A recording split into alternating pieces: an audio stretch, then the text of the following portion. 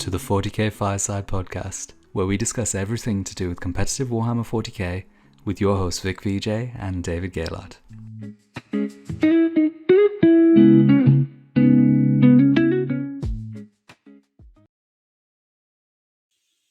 Boom! Welcome back. We're Here back. we go. Hey Vic, did you know that this is episode number 103? 103? Okay, No, yeah. I'm just joking. I've got no idea. Dude, I think this is like episode 80 or something, but we should probably keep a track of when we hit 100 on the main show episodes. That's gonna be special. The channel has changed a lot actually, like over the past 3 or 4 months, all right, which is why we've kind of lost track of it. But yeah, back at it again. We wanted to chat today about the points updates. Of course, like everyone's going to chat about it. For a disclaimer, we are not going to be chatting and going super in depth to all the points little here and there, because I think everyone can read for themselves. But we're going to be talking about how we think this will affect some of the meta armies, especially ones that we know and play a lot, which I think is the real value add in that one. Absolutely. Before that, I'm really excited to announce, and if you're in London and you want to come play a Fireside RTT, stop the video right now, send an email to 40kfireside@gmail.com. I think we have 5 places left. It'll be on November the 9th at Holloway Road, a 16-player RTT. We're going to have great price support from the Bad Moon Cafe. I'm making $0 off the ticketing sales, and everything is going towards prizes. We'll even have some Fireside shirts probably there for prizes as well. It's going to be awesome. There's only 15 slots, and we announced it to the members on the Discord yesterday. So pause the video right now and go send an email through, because I'm probably going to get inundated now that this goes to the masses. So really excited about that. And if you're not a member, Vic and I, of course, do members videos where we deep dive on factions that we're experts at. And we have the Discord as well, which is just the most fantastic place to talk about Warhammer 40k. It's the best community out there, and I've even been running the Fireside Throwdown, which is a 52-player internal tournament on TTS that we're running, which is a 5-round tournament stacked with prizes. I, Vic, have even been painting. You're never going to be able to see it because, of course, it's going to be out of focus. What is it? Describe it to... Oh, it's an autark. It's an autark. I've been painting that. I've got Astaroth over here. I've been shelling out some prizes for our internal tournaments as well for 40kfireside.com and everything, yeah. So you're telling me, Dave, you're giving prizes for a TTS tournament? Dude, I'm... Exactly, man. And we've got Mappo from our Discord is also giving the Wooden Spoon prize as well. Beautiful. And if you are by chance, by the way, because Vic, I reached out to a company. They said get in touch, would be interested in sponsoring your event, and they didn't get back to me. And you know what? That's how it was a product that I love, but I was a little bit disappointed not to hear back from them. But if you are part of a company that works in wargaming and you wanted to sponsor some prizes for the event, maybe get in touch on the off chance. Vic and I are always super open to stuff. If it doesn't work out, it doesn't matter. But get in touch. Other than that, we have I've done the Black Templars Masterclass recently for like £12.5. Is like literally 20 games of my distilled practice. You can get there as well. And that's my housekeeping. What about you, Vic? Dude, super popular with the Eldari. I love that we have so many different streams of content we're providing for different people here. I mean, the Discord level one has open coaching sessions. I think, we're planning on getting Innocent for an open coaching session on our Discord. We've also got the Throwdown as well. And then, Dave, you're running the Fireside RTT as well. And then we've got the Masterclasses is the level above that on 40kfireside.com. The Eldari Masterclass has been so cool for me to interact with people. Loads of people sending me messages after listening to it. I hope it's been really helpful for people. If you haven't checked that out, make sure to check out my last video I posted about being an aggressive player, and also check out the actual masterclass on 40kfireside.com. Hell yeah, dude. 40k Fireside fucking blowing up in this bitch. Dude. It's all thanks to you, Dave. Dave, it's been fantastic growing this.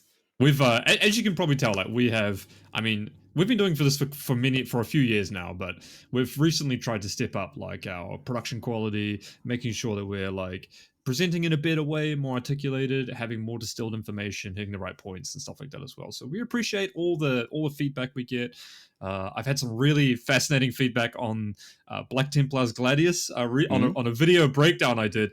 There there were some salty motherfuckers. I'm not gonna lie. Oh, People were not happy that Gladius was the best attachment. But then we had a whole bunch of the community come up and say, like, this thread blew up, and I was like, wow, what the hell? Because I looked at it 24 hours later, and I was like, what is this? And basically tons of people came in and were like, hey, David's doing this free content. If he thinks that this is the best attachments because he's the most like competitive aspect of it, and yeah, people really appreciate that. So love if you've given us support. Anyway, where are we at, Dave? What's been happening? What's been happening? You know what's funny is I did a video for the members section speculating on the balanced data slate, I said roughly I thought these three factions should go up about 200 points. So that's Death Guard, Imperial, and Chaos Knights, right? Yes, the big three. The big three in the room here. The crowd. And lo and behold, that's kind of where we've landed, so to speak. And you can see we've got some points ranges here, and we're going to go through them in a second. But taking a step back, Vic, I think the community is maybe a little bit divided on how Games Workshop has gone about this change, right? Because we've had a long time, and what I think most people would describe is a pretty shit meta. I don't think the vibe in the community is really like at a peak at the moment in terms of people like really gearing up to play. I know a couple of my factions really struggle into both Knights and Death Guard, and I've had some pretty tough matches there. How Games Workshop have sort of released a mini points update, but it's also kind of delayed in a certain sense, isn't it? It hasn't really been like a quick one like we've seen maybe with more Dakar or something like that, right? Yeah, I think they're about 2 weeks too late to get like positive vibes from the community for putting in an emergency patch here, because it's probably a little bit too close to when the actual data slate was meant to come out, to the point where you look at it and you're like, actually, you should probably have just released the entire data slate at this point. We're close enough to the release date that just splitting it up like this gets you kind of a bad response from the community rather than a good response from the community. Because somehow I don't think it makes sense for Games Workshop to go into this and be like, you know what, we're going to update an emergency patch 2 weeks before the actual data slate. That just doesn't really add up. So I think it almost looks like a false way of trying to get a good response from the community. But actually, it's kind of backfired in a time when we have so much information and knowledge and we know a schedule. So I think they've probably gone about this the wrong way and just split up the data slate to try and get good marks from us when actually they just haven't. Yeah, no, interesting take. I think that's a really good take. I completely agree on that one, because it does kind of leave you thinking from a customer perspective, like, well, is there still more stuff to come? Is there, what else is going to get touched? Are these armies also going to get rules changes on top of that as well? Which is a question I don't know. Like, let's get into it anyway. Yeah, why don't we start off with Death Guard? Yeah, so all we've got are points changes, right? We've got no actual balance update, rules changes for any of these detachments, any of these armies. So, yeah, interesting.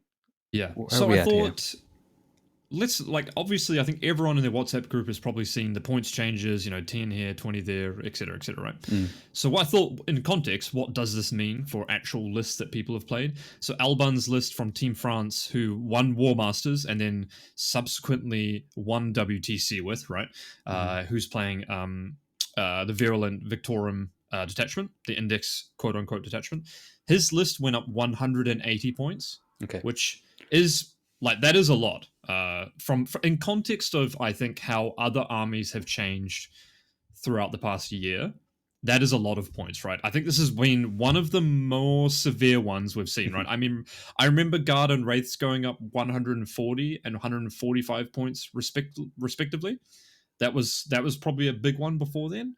And Sisters of Battle, Bringers of Flame, how much did that? It didn't end up going up over 140, I would imagine. That didn't go up as much as this. This is pretty heavy nerfs. This is kind of more Dakar, whatever that Slanesh demon detachment kind of level of nerfs here. Yeah, and then we've got Steve Trimble's list, which is the recent example from Tacoma, which was playing Mortarian's Hammer. So 50 more points if you're playing Mortarian's Hammer. If you're playing Index, roughly 180 points, which on average is about 10% of your list gone, and that is on the David's Gaylard scale. That's on the harsh end, obviously. Even like 80 points is like a mid-range nerf in my opinion. So this is like the biggest we've seen for a while here, and it's gone across lots of units. Were there any here, Vic, that really stood out to you in terms of I thought they could have gone up more, maybe? Or I guess, do you think 200's enough? Okay, so for me personally, the Mortarian's Hammer list was the very oppressive one. Mhm. That was the one where the rule set itself felt very difficult to play against. Whereas Mhm. the Virulent Vectorum list, I think it just felt like it had a little bit too much stuff. Mhm. So it's kind of interesting seeing these changes here, and the Mortarian's Hammer list getting hit a little bit harder than the Virulent Mm. Victorum list, which I personally quite like, because the 1-2 punch of Plague Burst Crawlers with Death Shroud Terminators and Mortarian's Hammer having a very strong detachment rule to synergize with those two units was very, very tough to play against. And I think Mhm. even in the UK, we saw the most success with that rather than Virulent Victorum. So Yeah. I'm happy that they did actually hit the Plague Burst Crawlers in this. Mhm. Now, I always love over nerfing anything that's indirect fire. So is 15 points enough? 210 points total for the Plague Burst Crawler is probably in the correct place here. Yeah. Yep. Um, I adding, actually think that's the correct point range for a I Plague Burst think Crawler, so. I think personally. Yeah. When I look through all of the units and think, are they at the correct points cost? All the ones that have gone up, I think have ended up roughly where I would expect them, except maybe the Poxwalkers still Yeah. look a little low. Man, Uh, Poxwalkers are really good, man. Like they're actually hard to kill. Like like the amount of shit you have to dedicate to kill a 10-man Poxwalker is like, oh damn, I actually have to expose something real now. And then obviously you get shot back by the blow drones, and then you get chipped on your indirect, and then the dish shots come down and stuff. Yeah. So with extreme level nerfs like this, like points wise, so when we go over the 200 point mark, what's interesting to do, because if they do this, this means on release they've made a big mistake with their balance Yeah, level. for sure. It is to think, if the Death Guard Codex was released at this level, what would the power level be like? Mm. Because sometimes if you see 230 points, you look at it and you're like, okay, I'll drop one Death Shroud unit and a Plague Drone. And Yeah. that, obviously, if you only drop that much, Death Guard is still amazing. Like, you're Yeah. winning regardless. But actually, that's actually a significant amount of stuff removed from your list. And if Mhm. it was released like this, my initial take, my overall hot take, is that I think this looks like a pretty solid army that will be Oh, good, interesting. strong, but I don't think it'll be broken or too powerful at this level. What do you So think, would you Dave? put it? Would you put it in the A tier? I think it would be in the A tier, but I think the Virulent Vectorum list will probably be the strongest one. And Sure. I think it will not win unless you have a very good player on it. I don't think it's going to be the easy win button anymore. So yeah, interesting. I would agree, but I still think Death Guard is definitely quite strong Mm, because it's actually the only army. I'm trying to think. Is there another army in the game that has a solid base to play your home objective and your natural expansion from, whilst also having a 6-inch dynamic threat that mm, kind of does just kill anything in the game when it hits its charge? mhm, I'm struggling to see that because, and in my head it is weird that Death Guard are typically, thematically speaking, a very undynamic army, right? That's kind of always been its mhm, like core premise, right? Slow and resilient, has this ultra dynamic unit like Death Shroud Terminators, which for me just flip the entire equation on its mm, head. Like, I actually find it really hard to evaluate the changes because I don't really understand how Death Shrouds, how much do these changes make an impact? Obviously, they're going to make an impact. mhm, That is a big nerf. mhm. But man, the Death Shrouds are still quite hard to play around, in my opinion. And I would have actually Yeah. preferred less points changes and just to hit Death Shrouds as on top of that as well, Mhm, because it's actually, for me, it's a combination of playing around both at the same time that's really mhm, oppressive. Whereas if it was just one or the other, I would be like, okay, at least I can formulate a list or game plan against it. But juggling both at the same time is really difficult. I guess when you play a more narrow list like Space Marines, you don't have a ton of stuff like Eldari to just like, yeah, quickly screen 6 inches here or do something like that. It mhm. can feel a lot more like, okay, they can just drop 6 inches, and if they hit a charge, it's like your repulse execution is dead or something else is dead. Yeah. So Maybe they'll get an update in the balance data site on the rules side of Maybe. things as well. But An interesting exercise would be thinking, how does this army operate if Death Shroud Terminators do not exist at all? Like, could you reverse every single points change if Death Shroud Terminators didn't exist in this list? What do you think, Dave? oof. Yeah, I think that it would be a much better play experience Yep. if they didn't exist and the points were Got it. reversed. Me personally, because it's like, okay, you've got this gunliney type army. I can understand what you're doing here, right? You got the poxwalkers you can get within contagion range. You can double stack a contagion with like shooting it first. I kind of get that. I still think obviously it would be very strong. It would probably be like the premier shooting army in the game at that point. But suddenly I don't have to screen my backfield Yep. and try and play the midfield at the same time. Yep. I So it's agree. an interesting conundrum, but I think Games Workshop have written themselves into that corner by how they've done the Death Shroud datasheet, which is at the core part is a completely game determining way that you play against the army effectively, right? So the Death Shroud Terminators, they can only deep strike and not rapid ingress. They can deep strike 6 inches on afflicted units. Yes. The problem with the 1-2 punch of the Plague Burst Crawlers and the Death Shroud Terminators in Mortarian's Hammer was the ability to put that afflicted down onto Yeah. wherever you want. So let's see where the rules changes go, because Yeah. I think, if either Death Shroud Terminators, their base rule gets changed, or Mortarian's Hammer's rule gets changed, and Death Shroud Terminators are only coming in front of your front line, Yeah. I think that is actually a very fairly balanced way of doing a 6-inch deep strike on an army like Death Guard. But we are still missing information on that. Yeah. Yeah. I found it interesting that the Demon Prince didn't change. I thought the Demon Prince of Nurgle was really good as well.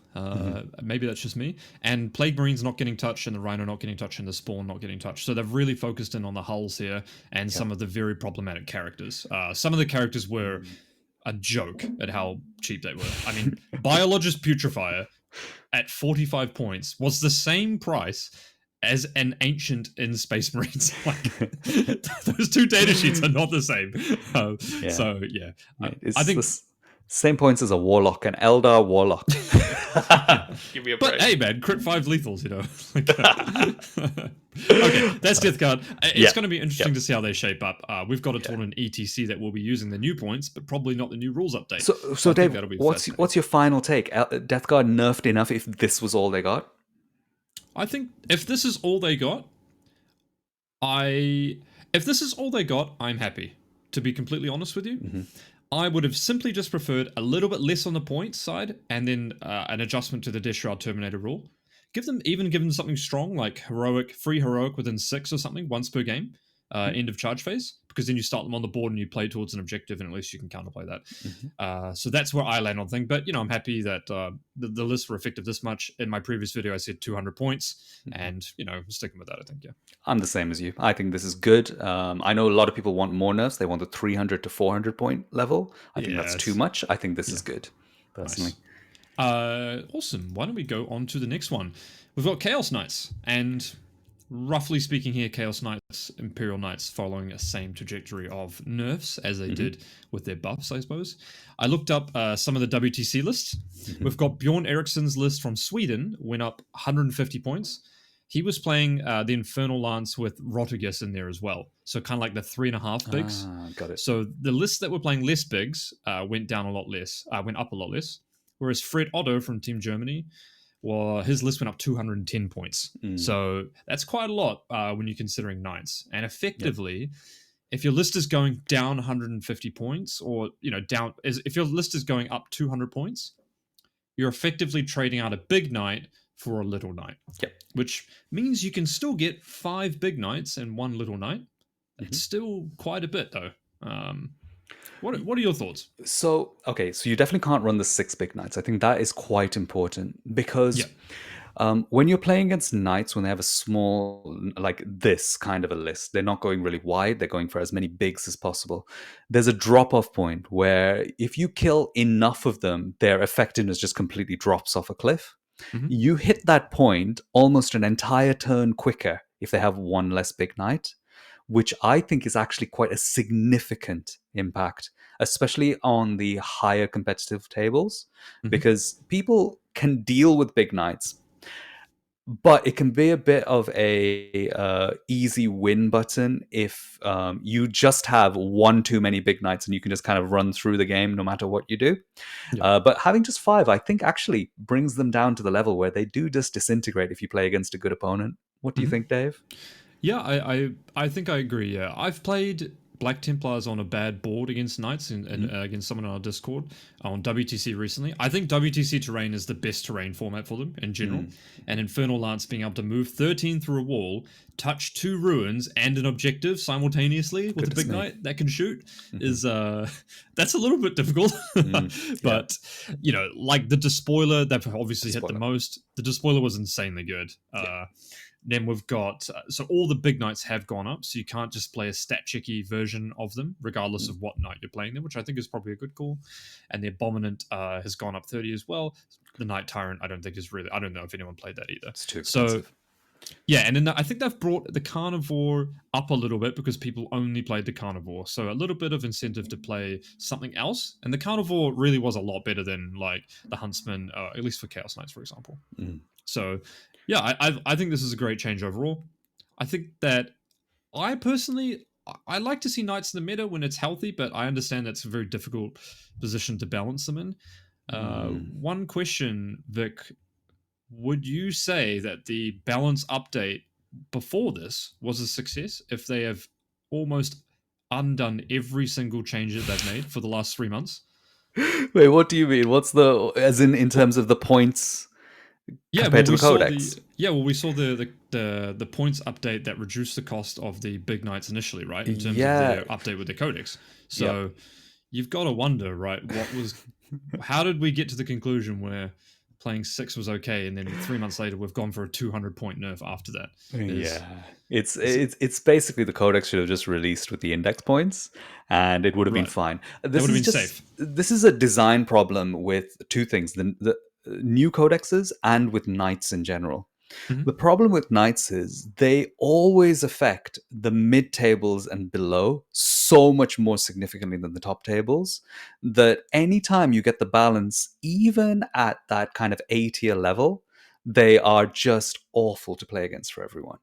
But if you then actually buff them up towards the top of A tier, they are such a problem, even at the top end of competitive play, like you're seeing in WTC. But Yeah. then for everyone else, they're just suffering horribly. So I think it's always safer with knights to err slightly on the side of caution. You can Hmm. make them a good army without just ruining the experience for everyone.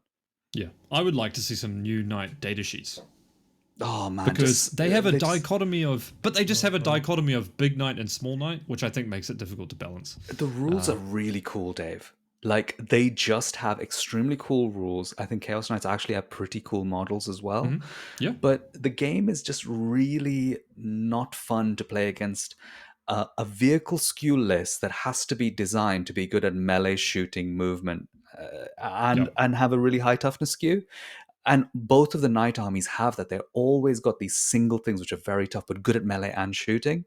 Mhm. Um, and people love them, which is why they have to keep giving them solid rules. But it's not a good player experience. This is the worst player experience, I think, Knights. um, hot take. I think that they should have made the demon detachment the strongest detachment for knights. Oh, spicy. Oh, there you And go. The then most balanced one, you mean? no, just the best one. Because then you would see a combination of demon and knights, which I think is the coolest, like No, in my opinion. because that's the only one which isn't a full vehicle skew. But Yeah, Knights exactly. are, Yeah. as a codex, written as a full vehicle skew. Right. So, in terms of balancing it, I would have loved to have seen them actually just keep the points exactly the same from codex to index, despite making their toughness values a little bit lower, Yeah. which is essentially what they've done now. Yeah. There we go. So we've backtracked back to the original. Maybe someone can confirm whether that's the original point. I think they're still like 20 points cheaper than they used to be. But obviously they've gone down on toughness a little bit there. So I actually think Chaos Knights probably sit as a B tier army, is my take here, looking at this. What do you think, Dave? oh man, it's so hard to tell. I Mm. think I when I look at these changes, the first thing I do look at is look at the things that haven't changed. So Mhm. like the brigands, executioners, huntsmans, and stuff like that. Can you just go back? Because like obviously Games Workshop is focused on the big knights. But do you go for the inverse now and you just play lots of small knights with one big one, potentially? Like Mm. one despoiler with a bunch of small ones to keep people honest? Like, because the meta will start to shift away from being able to bring down these huge knights, right? And then so what if you It- just go the exact opposite direction? You put 14 or 15 of these on the board. How does that look now? You make a very good point. We obviously don't know what the meta looks like, but certainly with these changes, you expect people to bring less hard anti-tank, and you Yeah. probably expect less big knights in the meta Mhm. generally. So if you do still run big knights, you do get that as an advantage. Yeah, and I think that's a good balancing mechanism here Mm. of how the meta will shift here. On the knight theme, we've got Imperial Knights. Oh, I the think worst. I looked at the Tacoma tournament recently. Ben Jurek's list went up 195 points. I think he was playing Canis and 3 Atropos and Atropos, yeah. like some small knights I as well. think that's their meta list, isn't it? The Canis and 3 Atropos and the Chaos Sure. Knights are Infernal Yeah. Lance with Yeah. big knights. Uh, And one thing that struck me here was that Canis didn't really go up as much as I thought. 335. I could have put him up 50 35. myself personally. But effectively, this means the same thing. If you're playing a list with Canis and 3 Atropos, you're downgrading one of those Atropos to a Helverin, for example, or perhaps you're leaning into a completely different direction where you've got, say, I believe it's the Warden that gives -1 damage, Okay. and then you run all the small dogs, for example, because you've still got Helverins and Warglaves pointed at the same amount there, and so Mm. maybe that's going to be a pre-meta build if you're trying to go against the grain and anticipate how people will tick now that big knights supposedly shouldn't be as popular. Maybe go the complete opposite way, because we did see Imperial Knights actually be a pretty underrated army when they just had the toughness 10 Helverins. Like, that was actually a good list. Yeah. It didn't perform well in tournaments, but I think that was actually quite an undersung list in terms of its strength. Because Toughness 9 is a huge difference, though, I huge, think. yeah. What I would say is, my take is that I think Imperial Knights and Chaos Knights, because they had such wide points increases across so many Hmm. units, I think the good knights are still good. And Hmm. I think people will probably still try to build the same lists. And I have a feeling those will still be the strong one. I think still the Atropos and Canis Rex are probably the strong Okay. ones here. Yeah. I'm not convinced that the little knights are actually good in either side here, but Okay, I could interesting. could be Yeah, wrong. Could maybe be they wrong. just die too quickly. Uh, Yeah. yeah, maybe the damage output isn't as high, because I Hmm. guess the damage output is way more consistent on the big knights. Like, Hmm. the despoiler equivalent for Imperial Knights and the despoiler itself just has Hmm. massive reliable damage. Oh, 100%. So yeah, there we go. So that's been the 2 night change. Overall, happy Sweet. with the night changes, Vic? Overall, I think it's a good position to be in. I think this actually knocks them out of winning a lot of tournaments. Hmm. But it's gonna depend how the meta shifts. I hope their meta representation goes down. That would be nice to see, so Hmm. that people can start to experiment and play within a very different kind of meta, which isn't vehicle skewed. Because Yeah. I think at the moment the rules are written so well outside of these Imperial Knights and Death Guard lists Hmm. that I mean, we'll talk lots about the meta in a second, but I'm quite happy. I think these are good changes. They bring them down without completely destroying them. Yeah, nice. I completely agree as well. Yeah, I definitely think that their power level's still quite good for the meta right now. Mm. Nice, cool. Okay, now next section we were going to go on to archetypes. Mm. So we wanted to just go through a bunch of armies and a bunch of the armies, and we've kind of put them in these archetypes here as kind of, I saw them as well, kind of your MSU armies, your mid-range armies, and your stat check armies. So Vic, before we crack onto that though, Mm. I've got some Discord questions as well. Okay. And great segue. If you are Yeah. in our Discord, you can obviously ask questions for the episode as well. Mhm. So, we've got one question here, which is, do you think, I guess, so Matt Vick is asking, do you feel like the changes will have meaningful change for how people build their lists now, for non Death Guard and Knight players, Vic? If you're playing Aldari, do you think you would Mm. have do you think that would impact your list building right now? So there are two things which happen here. One is, I think with the change to the stuff, particularly in Mortarian's Hammer, you get less indirect fire in the meta. Not having to worry about 3 Plague Burst crawlers is actually very, very relevant for a lot of armies. And the Hmm. second one is, hopefully we see less vehicles, because Death Guard, Imperial Knights, and Chaos Knights are all vehicle skews. So lists should be able to move towards running little fragile units. Let's say for Eldar, for example, you can now feel free to run a few more Howling Banshee units in your army without thinking they're immediately going to get picked off, especially if you add an Autark and it becomes like a very expensive, almost 200-point unit.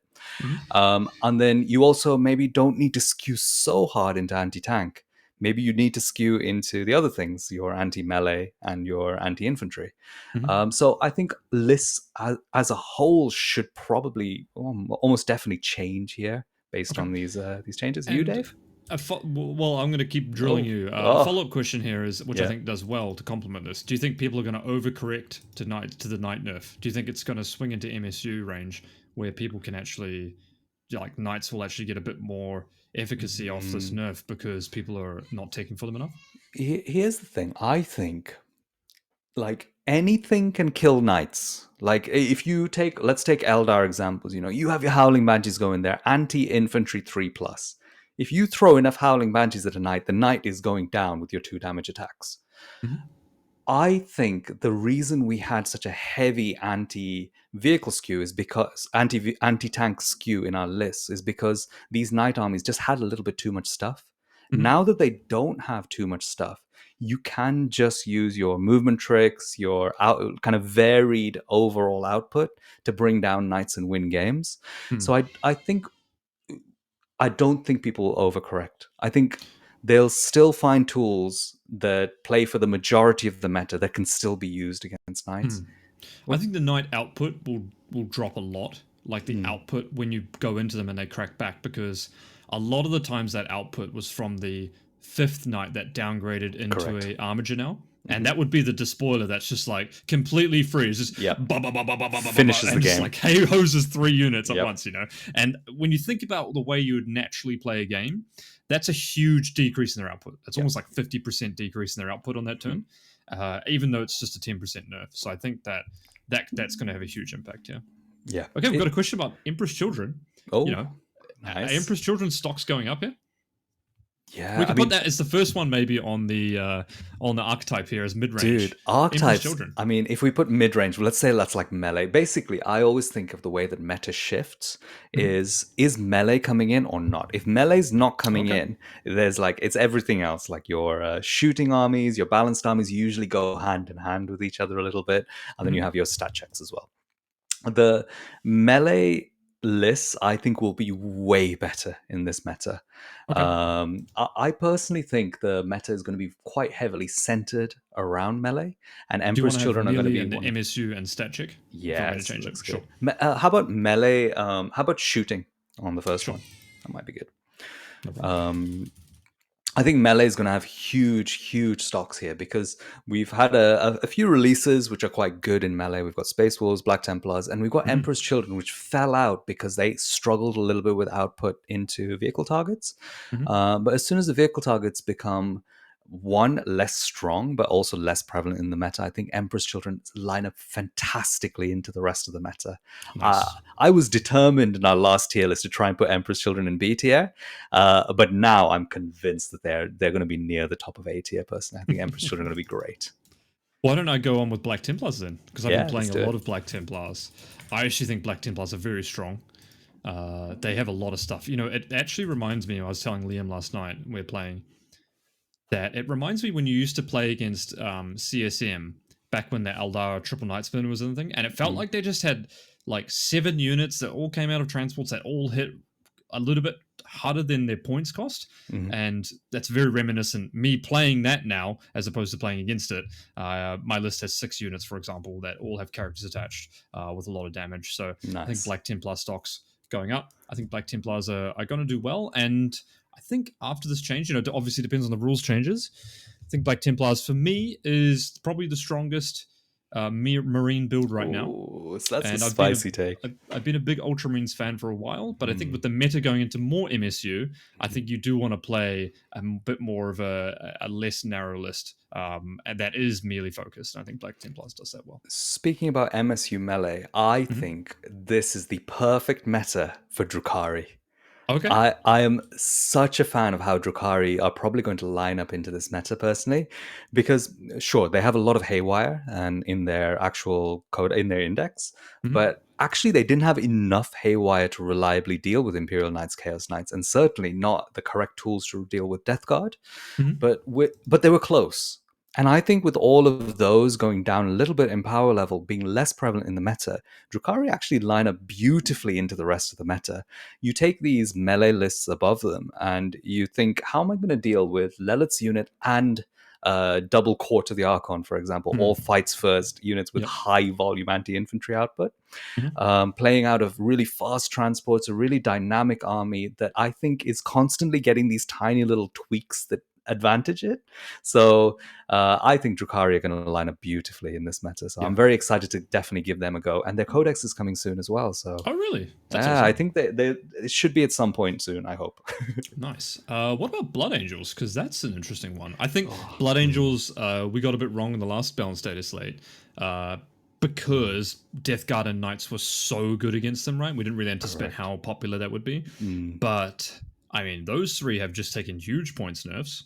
absolutely. So, you could argue Blood Angels is getting being a huge winner out of this, I think. Mhm. I think that Blood Angels was probably the most obviously bad army into the top of the meta. Yeah, and it I, really surprised me. I mean, we definitely got yeah. that wrong, didn't we? Because I thought, okay, +1 to wound means you should kill all these things, but actually, you kind of die before you can do that. Yeah, they interrupt Um, over here, and then you don't end up killing that one just, or they go for five up Invan with Infernal mhm. Lance, and you're like, oh god, Like yeah, the thing I would say is that the three armies above Blood Angels here are all armies that play out of transports, which I yes, think Blood Angels are maybe not the best in. yep. Probably They depends on get your terrain slightly format. activation locked. Yep. So I'm going to go for the take that Blood Angels maybe are definitely better than now, Hmm. but I don't think they're going to be the premium melee army. Oh, Yes, oh, I think that. Well, I think Black Templars actually have just a Black Templars naturally get a good shooting element in them, which you mm, naturally want to build into, which is something Blood Angels have always struggled with. It's like, do you play shooting so people don't disrespect you? hmm Well, then your shooting isn't really that good because you have no synergies with it. Whereas Black Templars yep, with the Repulse Executioner naturally re-rolling gives you a great reason to play it, and it's just a good unit, and people can't mm. disrespect you. So that's where I think Black Templars pips Blood Angels, for example. Helps people a Dave. lot more honest. I want to hear your opinion on Thousand Suns. If Thousand Oh, Suns stay exactly where they are now, which I would be very surprised if they do, the rumors, the leaks that we shared hmm. does not show that. But let's say Thousand Suns enter this meta until the next data slate. This is the meta. Well, what do you think?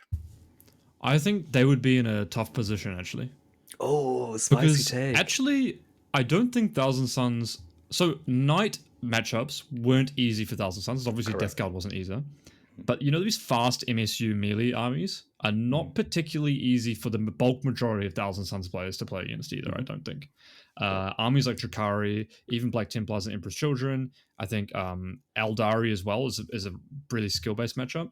So I think, in my previous video, I said I'd like to see 60 points on a Thousand Suns list, and a lot of that was in the Zangor Enlightened, for example. Mm-hmm. I just wanted to see those go up because that seemed a little bit Yeah. impressive. But Yep. Thousand Suns didn't make the splash we thought it would at WTC. Mm-hmm. Correct. Yeah. Didn't make the splash globally, I think we could say as well. Yeah. So I think that Thousand Suns, I think they're going to suffer from a perennial overnerf. Personally, I don't know, but uh, It's impossible to avoid here for Thousand Suns. I think I don't know what's happened, but we've all accepted as a community up to like just now the yeah, Thousand Suns were busted, and but yeah. just now we were all suddenly decided, okay, actually, you know what? They're fine. They're okay. Yeah, uh, I definitely think they're a strong army, for example, yeah. and a strong player on them can be very problematic for melee armies. But um, it can be quite unforgiving, which I think is where the bulk majority of players Mm, experience that army. So yeah. I think I would not be buying any Thousand Suns models Okay. Let's if I was a stock say trader in Games Workshop models. I'm going to say this. I think if you are a brilliant Thousand Suns player, I think the meta shift away from Imperial Knights, Chaos Knights, and Death Guard is good for you. Okay. Um, I don't think thousands are going to set the world alight, But I actually think if we ignore any other nerf and say they get exactly the same points as they are now, I personally think a really good Thousands player would line up really nicely into the rest of the meta here. Okay.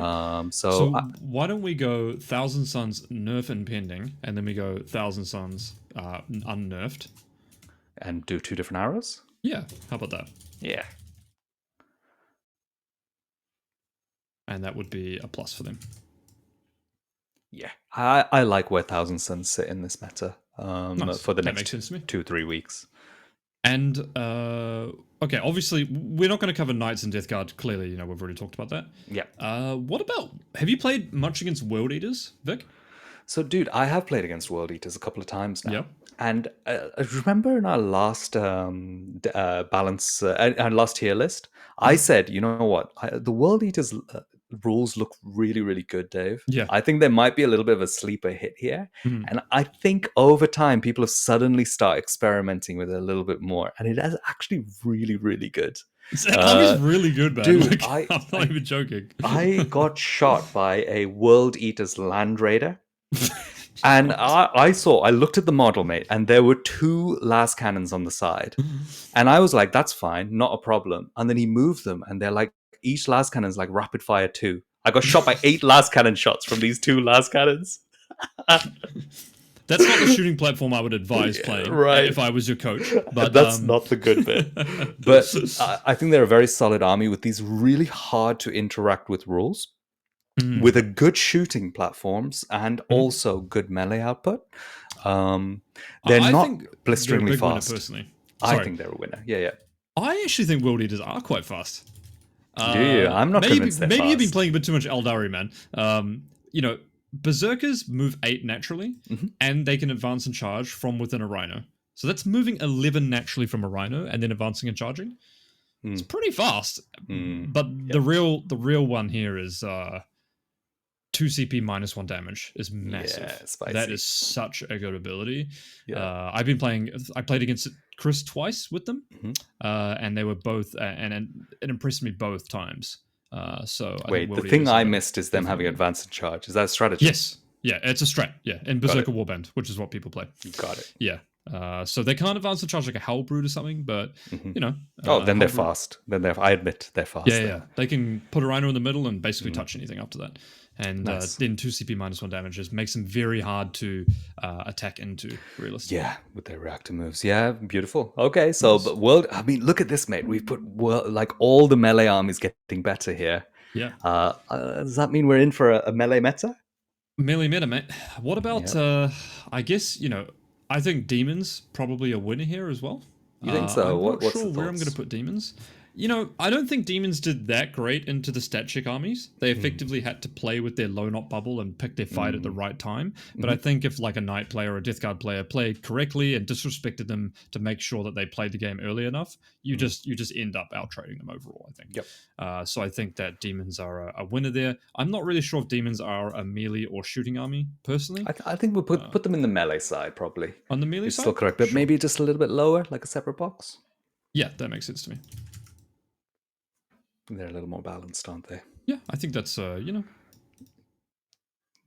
So, everyone's a winner. Everyone's a winner. Okay, controversial topic. Gene Stealer cult. I said in my video that I hope that Host of Ascension gets nerfed, personally. I think it's a bad play experience. I don't think the opponent knows what the hell is going on in terms of who's resurrecting what. And if you want to play it the best you possibly can, it's a miserable coherency, out-OCing, bogged down type army. I would love to see Neophytes go up or the Host of Ascension army rule change. And I would love to see Gene Stealer Cult go back to the satanic Brood Surge type play style with Gene Stealers and Aberrants or whatever like that. I think that as a shooting army with no changes, I think this is a big win for Gene Stealer Cult, personally. I'm going to do the exact opposite take because I'm consistently wrong with my Gene Stealer Cult takes, Dave. That's been proved for years now. But I think GSC gets absolutely crushed in this meta. Really? I think the worst thing that they can see is Emperor's Children on the other side of the board, Black Templars, Drukhari, World Eaters on the other side of the board. Blood Angels on the other side of the board because I think they get slapped off the table But when big melee's pressure good. armies, But I yeah, can get behind that idea. they Okay, I'm with you on hate that one. melee pressure. And Imperial Knights, Chaos Knights, and Death Guard were keeping down all of the melee armies, and they're all gone. They're Ah, gone now. Melee's back in. GSC okay, that's a wipe good them off the take. board. I'm gonna adopt that one, but I still Are, hope they get nerfed. are you telling me that I made a good take on GSC? Because That's a good take. Good take. guys, I like that there one. was a point where I said, "Oh, Eldar absolutely rinsed GSC," but no, Eldar get rinsed by GSC so hard. Dude, not even a game, mate. Yeah. Necrons is a shooting army. Mm. I think that's gonna go. I think that's gonna be bad for them personally because I Yeah, think they don't like again melee I'm gonna either, do steal from they? you. They're not a big fan of that. Yeah, especially And high volume melee, like Yep. what we can see there. Yep. Necrons, not all archetypes of Necrons are not a fan of that. No. Then we've got CSM, which I think is just perfectly balanced. I'm gonna put it in the I'm gonna put it down here next to demons. Yeah, I think good idea. CSM is definitely a bit of a winner here because knight matchups was actually one of their worst matchups. Interesting. But Yeah. I don't see it as a huge one personally. Okay, so CSM is interesting because there are two different archetypes that I can see. I'm going to ignore the shooty one. I don't really understand that. But there's the Chaos Cults version, which is a bit more hoardy. Mhm. And then there's the kind of more balanced Veterans of the Long War, Renegade Raiders ones, which all look the same. I think that the Chaos Cult list isn't going to do worse in this meta. Mhm. But I think the Veterans and the Renegades list is actually going to do really good. But you need to be such a good pilot to play those correctly in this meta. I've played against that a couple of times, and yeah, I can confirm that like Black Templars has a pretty good game into Chaos Space Marines myself. Sure. Okay. Yeah. Is kind of my experience with it. I guess why don't we look at a couple? Man, we're not going to get to all these factions before. Should we I look have to through go. like our armies, Dave? Yeah, why don't we go through? What about Imperial Guard? I Yeah. think that it's a loser here. I have to say. I actually think Imperial Guard was actually lined up better against the top of the meta there.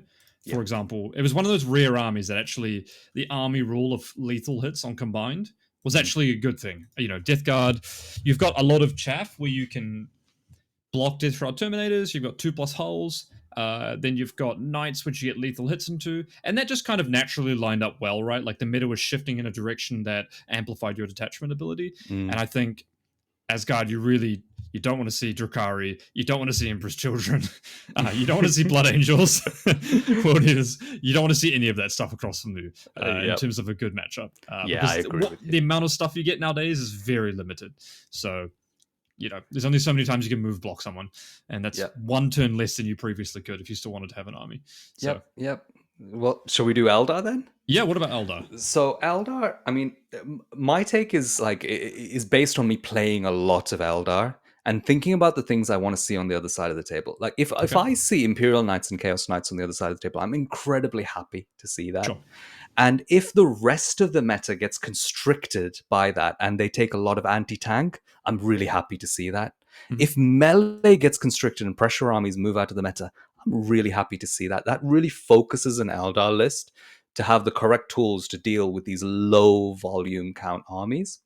So theoretically, it should be that if Imperial Knights, Chaos Knights, and Death Guard go out of the meta, it should be worse for Eldar because Eldar are a little bit better into those. But I would personally say that the Eldar rule set is still very, very strong. And they do have the ability to pivot into a little bit of anti-melee. Yeah, so I mean, you have Howling Banshees, for example, right, which is the most obvious go-to, right? Now, Howling Banshees and the Autarch that attaches to them have already been nerfed. The Howling Banshees have been nerfed twice.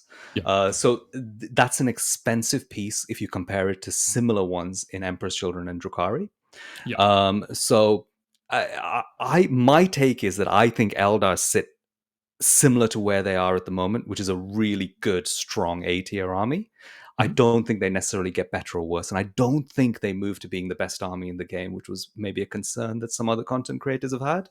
Me as well. Dave basically fought an entire craft world when he made his little members only video about his predictions. But I don't think Eldar come out of this with shining colors. I think I'm gonna say it here. I think Eldar were already extremely strong, and I think if they don't get changed, that's a win. as far as I'm concerned. If I was an I don't. Eldari player, I would Yeah. think if they just forget about us and leave us alone, I think that's a win I personally. think it is a win for Eldar players, but I don't think they become stronger in the meta for it.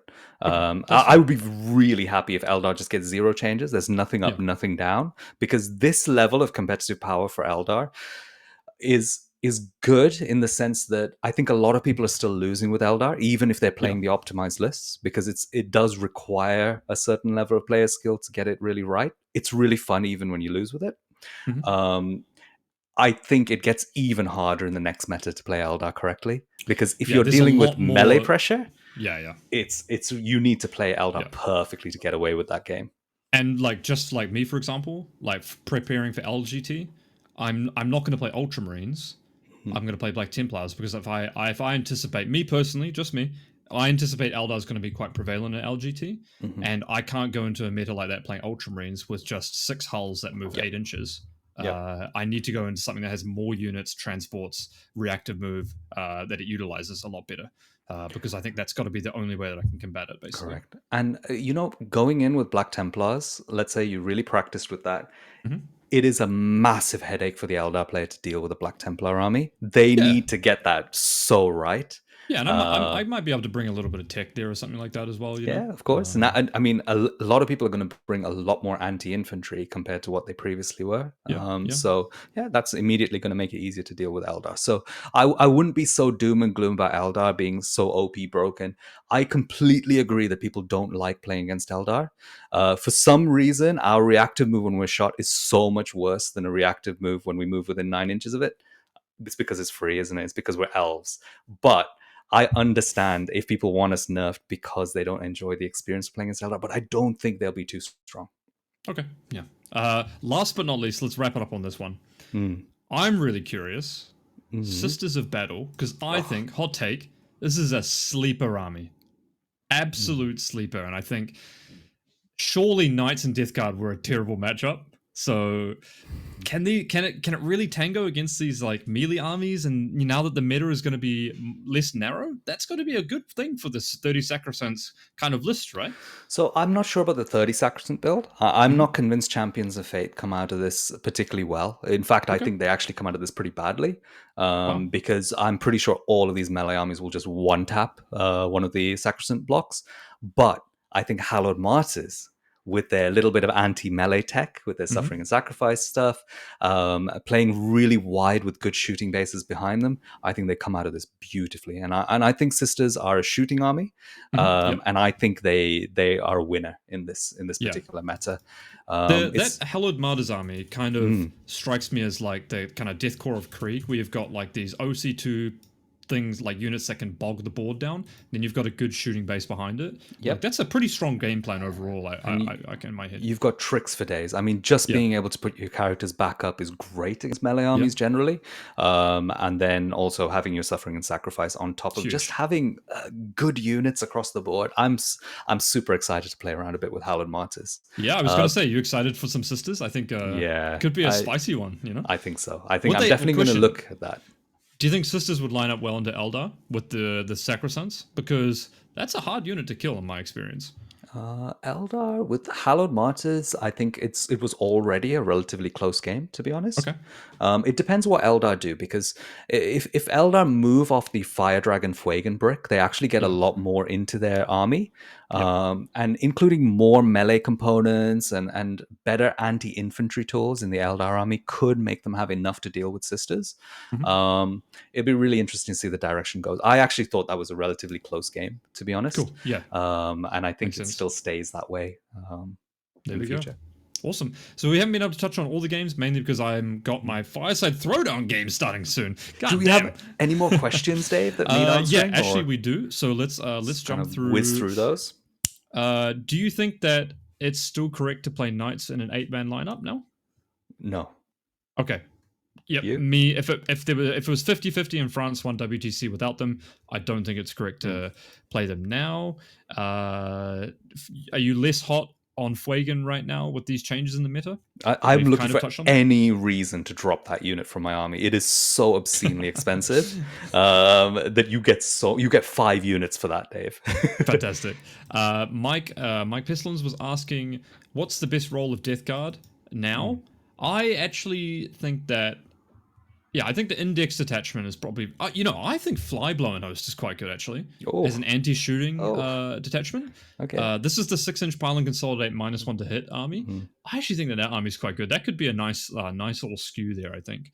And then we've got, Boris is asking the last question. Boris is asking, for an 8-man, we're looking at ETC. Any 8 factions that you really like the look of? Oh, with these changes, wow! Yeah. I mean, where's all our green arrows? How many do we have? Yeah, take all the green arrows. Well, the truth of the matter is that in Team Ignite, we're not losers, so we weren't going to bring Chaos Knights, Imperial Knights, or Death Guard. We weren't. So we're already ahead of the meta, mate. Literally, we weren't. None of us were going to play those factions, were we? So no, God, no. There you go. So I mean, our team comp probably looks something very similar to where all the green arrows are, or something like that. Yeah, we have a team of people who like punching other people in the face. Yeah, and I'm punching people in the face now as well. I'm playing a bit of melee, so I've become an aggressive player all of a sudden as well. Yeah. I don't know what's going on. There we go. That's the points updates, guys. Let us know what your thoughts are in terms of like some of these like sleep. If you've got some sleeper picks, there's a couple of factions we didn't pick up. Like I think Admec's an interesting one. Maybe the new Votan. Let us know what your thoughts on the new Votan are. I played against Brian with it last night. Short Kings. So let us know what your thoughts are. And once again, it's probably already too late, but the Fireside RTT sent an email through. I don't know why I'm bothering saying it because it's going to be too late, but we always appreciate your guys' support.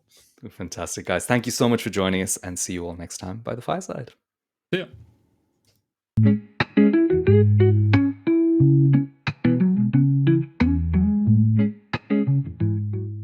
Thank you for listening to the 40K Fireside. Make sure to leave a like, subscribe, drop us a comment, check out the YouTube members area, and we look forward to seeing you again next time by the Fireside.